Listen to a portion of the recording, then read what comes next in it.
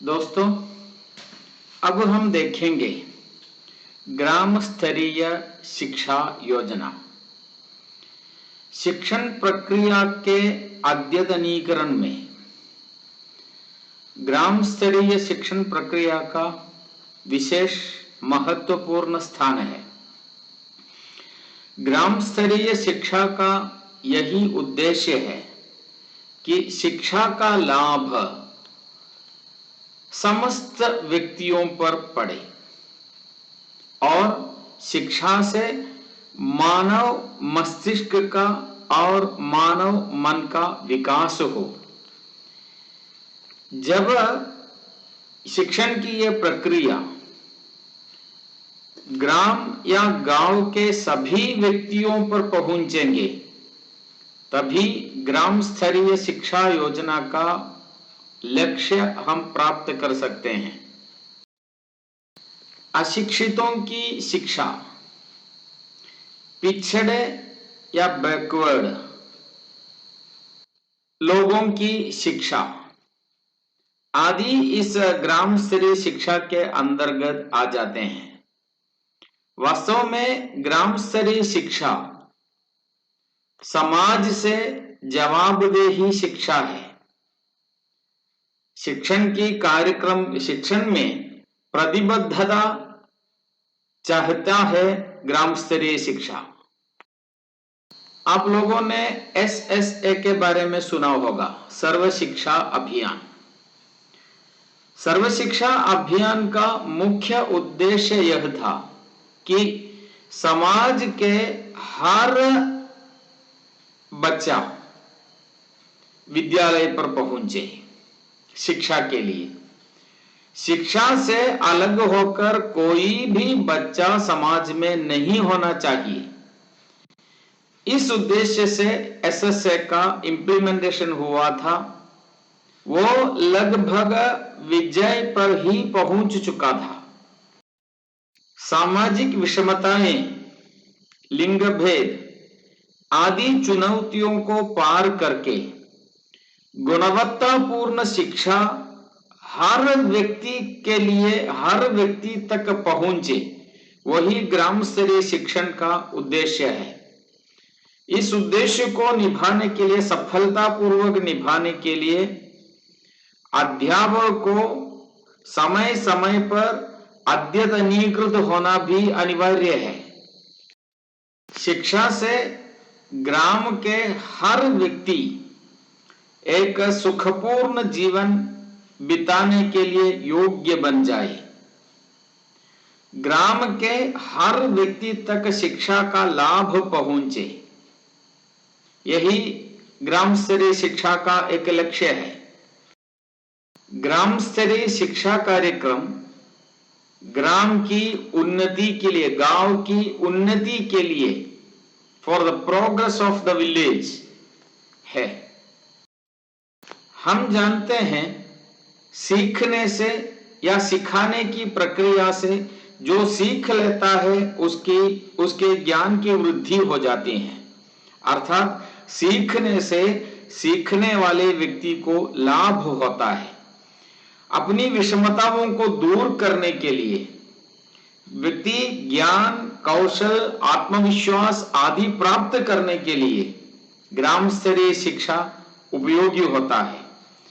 इससे एक विशेषता यह है कि जैसे गांधी जी ने कहा था, भारत गांवों में रहता है, गांवों में ही उत्पाद होता है। उन उत्पादों का विकास कम श्रम में अधिक उत्पाद और श्रम करने के लिए व्यक्ति के अंदर मनोभाव बढ़ाने के लिए ग्राम स्तरीय शिक्षा उपयोगी है। ग्राम स्तरीय शिक्षा पद्धति से शिक्षक को भी लाभ है। शिक्षक अपने ज्ञान का क्षेत्र विस्तार कर सकता है, अपने दृष्टिकोण में परिवर्तन कर सकता है, ज्ञान अथवा कौशल को समृद्ध कर सकता है और ऐसे कार्यक्रमों में भाग लेने से समाज के प्रति अपना दायित्व निभा सकता है शिक्षक, और समाज के लोगों से मिलजुल कर रहने का अवसर भी शिक्षक को मिलता है। समाज में, ग्राम में लोग किस प्रकार सोचता है उसे जानने की सुविधा भी शिक्षक को मिलता है। शिक्षक के सहयोग से शिक्षक के प्रति समाज में जो स्वीकार्यता है वो बढ़ जाती है। वास्तव में शैक्षिक कार्यक्रम किस लिए है? शिक्षा समाज की सेवा के लिए है, अर्थात अध्यापक द्वारा करने वाला सारा का सारा शैक्षिक कार्यक्रम समाज के उपयोग या ग्राम के उपयोगिता के लिए होनी चाहिए।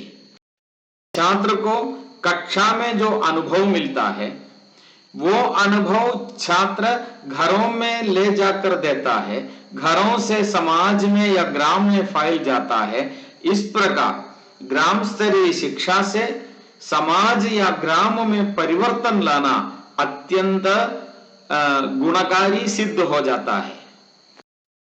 हाँ, विशेष बात यह भी है, ग्राम स्तरीय शिक्षा तब विजयी होगा जब शिक्षण का कार्यक्रम छात्रों के लिए जीवित गंधी बना दे, अर्थात छात्रों के दैनिक जीवन से संबंधित होकर ही छात्रों को सिखाना चाहिए।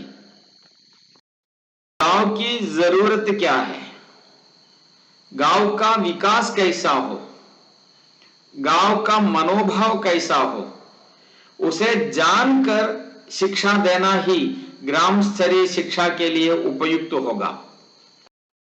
विद्यालय से निरंतर बौद्धिक विकास की प्रक्रिया ग्राम में पसारना चाहिए। इस बौद्धिक विकास की प्रक्रिया से गांवों में परिवर्तन होना चाहिए, उनके मनोभावों में, उनके बौद्धिक विकास में परिवर्तन होना चाहिए, क्योंकि ग्राम स्तरीय वातावरण से अलग कोई व्यक्तित्व छात्र का नहीं है।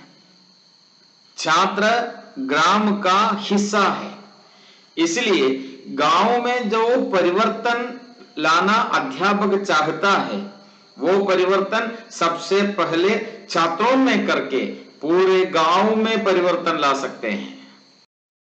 गांव में जो परिवर्तन अध्यापक करना चाहता है वो परिवर्तन गांव के लोगों के सहयोग से ही होगा, वही चुनौतीपूर्ण कार्य है। बिना गांव के सहयोग से गांव में परिवर्तन असंभव है।